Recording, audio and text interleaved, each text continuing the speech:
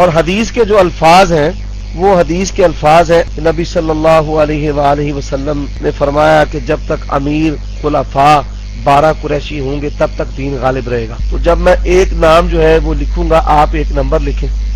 جی۔ سب سے پہلے سیدنا ابو بکر صدیق رضی اللہ تعالیٰ عنہ پہلے خلیفہ، جزاکم اللہ خیر۔ سیدنا عمر بن خطاب رضی اللہ تعالیٰ عنہ، سیدنا عثمان بن عفان رضی اللہ تعالیٰ عنہ،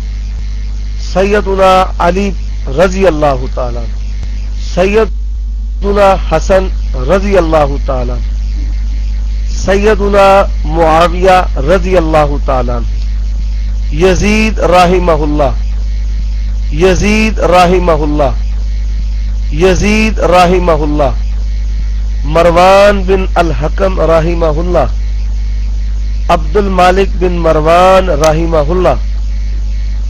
ولید بن عبد المالک رحمہ اللہ، سلیمان بن عبد المالک رحمہ اللہ، عمر بن عبد العزیز رحمہ اللہ۔ بحمدہ تعالی ہم نے جو 12 خلفاء ہے علی ترتیب، جن تک جو ہے وہ دین علی